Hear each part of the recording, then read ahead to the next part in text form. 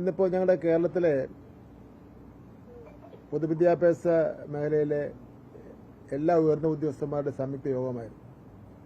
R D ഡിമാരാണ് ഈ higher സെക്കൻഡറിയുടെ ചുമതലയുള്ള ഉദ്യോഗസ്ഥന്മാർ. ഡി ഡിമാർ, അതുപോലെ സെക്രട്ടേറിയറ്റിലെ ഉന്നത ഉദ്യോഗസ്ഥന്മാർ, വിദ്യാഭ്യാസ ഡയറക്ടറേറ്റ് ഓഫീസിലെ ഉന്നത ഉദ്യോഗസ്ഥന്മാർ, ഇങ്ങനെ ചേർന്നുകൊണ്ടുള്ള ഒരു ടോപ്പിലുള്ള ഇംപ്ലിമെന്റേഷൻ ചെയ്യുന്ന ഓഫീസർമാരുടെ യോഗമായിരുന്നു. അതിൽ പ്രധാനമായി ചർച്ച ചെയ്തത് ഫയലുകൾ ഒരു 20 ദിവസത്തിനകം, ഫെബ്രുവരി മാസം 20-ാം തീയതിക്ക് മുമ്പ് ഇപ്പോൾ ഉള്ള ഫയലുകൾ മുഴുവൻ തീർപ്പ് കൽപ്പിക്കേണ്ടതായിട്ടുണ്ട്. മറ്റൊന്ന്, ഭരണഘടനയുടെ ആമുഖം പാഠപുസ്തകത്തിൽ പ്രിന്റ് ചെയ്തിട്ടുണ്ട്. അത് സ്പെഷ്യൽ അസംബ്ലിയിൽ മുഴുവൻ വായിച്ച് കുട്ടികളെ കൊണ്ട് പറയിപ്പിക്കുന്നു. സ്പെഷ്യൽ അസംബ്ലികൾ ബാക്ക് ബെഞ്ചേഴ്സിനെ ഒഴിവാക്കണമെന്നുള്ളൊരു കാര്യം പറഞ്ഞിരുന്നു. ഇനി വയ്ക്കുന്ന പുതിയ ഘട്ടങ്ങളിലും അതുപോലെ തന്നെ ബാക്ക് ബെഞ്ചേഴ്സ് സംവിധാനം ഒരുക്കാൻ കഴിയുന്ന നിലയിലുള്ള വിസ്താരമുള്ള ക്ലാസ് റൂമുകളും ബാക്ക് ബെഞ്ചേഴ്സിനെ ഒഴിവാക്കിക്കൊണ്ടുള്ള ഇരിപ്പിട സൗകര്യം ക്രമീകരിക്കണം.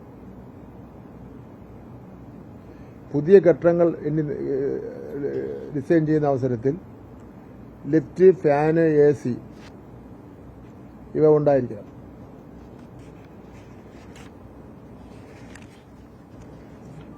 കളർ ഡ്രസ്സും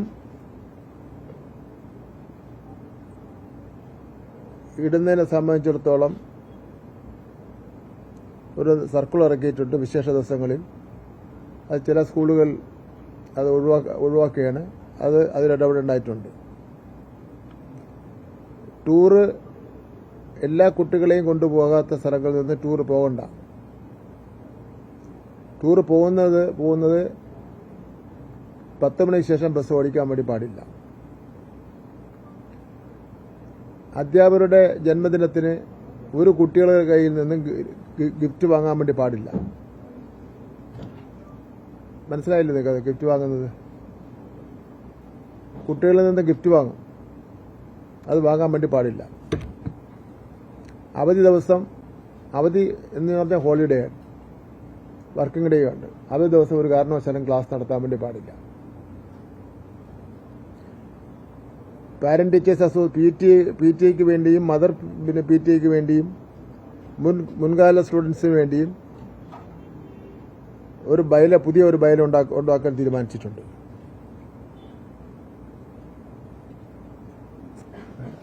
പറഞ്ഞാൽ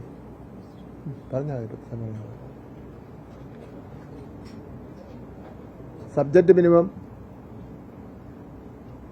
മിനിമത്തിന്റെ കാര്യത്തിൽ ജാഗ്രത തുടരണം. കലോത്സവം കായികമേളയും സ്കൂൾ ലെവലിൽ നടത്തുന്നതിൽ നിരീക്ഷകരായി മറ്റ് സ്കൂളിൽ നിന്നുള്ള ഉദ്യോഗസ്ഥന്മാരെ അധ്യാപകരെ നിയമിക്കും. അത് ജില്ലയും വിദ്യാഭ്യാസ ഉപജില്ലയിലും ഒക്കെ തന്നെ ആ ഒരു ആരൂപത്തിൽ മറ്റ് ജില്ലയിൽ നിന്നുള്ള നിരീക്ഷകരെ നിയമിക്കും.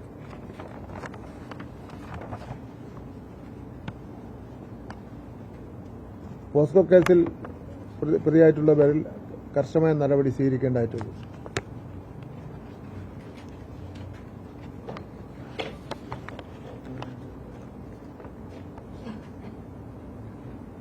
LSS USS ഈ മാസം കൊടുത്തു തീർക്കണം.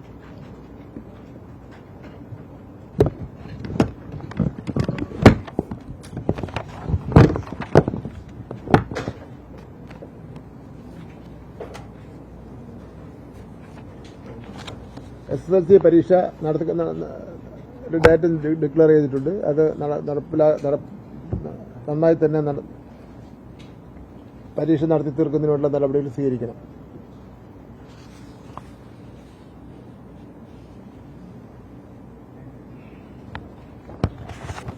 സംസ്ഥാനത്തെ പൊതുവിദ്യാഭ്യാസ മേഖലയിൽ പുതിയൊരു സുരക്ഷാ കവചം ഒരുക്കുകയാണ്.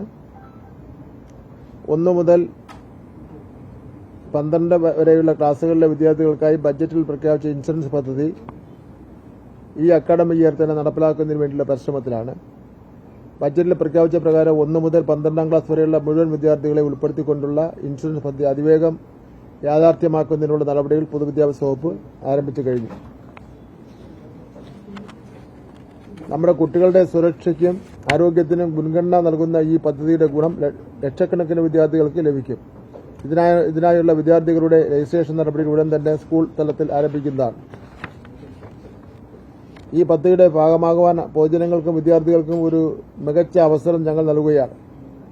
ജനകീയമായ ഈ പദ്ധതിക്ക് അനുയോജ്യമായ ഒരു പേര് നിർദ്ദേശിക്കുവാൻ നിങ്ങൾക്ക് സാധിക്കും. ഏറ്റവും മികച്ച അർത്ഥവത്തവുമായ പേര് നിർദ്ദേശിക്കുന്ന വ്യക്തിയെ കാത്തിരിക്കുന്നത് ആകർഷകമായ സമ്മാനങ്ങളാണ്. നിങ്ങൾക്ക് പേര് നിർദ്ദേശിക്കാം. വിദ്യാർത്ഥികൾക്കും രക്ഷിതാക്കൾക്കും പൊതുജനങ്ങൾക്കും ഇതിൽ പങ്കാളികളാകാം. പദ്ധതിയുടെ കൂടുതൽ വിശദാംശങ്ങൾ, പേര് നിർദ്ദേശിക്കേണ്ട രീതി, രജിസ്ട്രേഷൻ മാനദണ്ഡങ്ങൾ എന്നിവ അടങ്ങിയ വിശദമായ സർക്കുലർ പൊതുവിദ്യാഭ്യാസ ഡയറക്ടർ പുറത്തിറക്കും. നമ്മുടെ കുട്ടികളുടെ ഭാവി സുരക്ഷിതമാക്കുവാൻ സർക്കാർ നടപ്പിലാക്കുന്ന ഈ ബൃഹത് പദ്ധതിയുമായി എല്ലാവരും സഹകരിക്കുവാൻ അഭ്യർത്ഥിക്കുന്നു.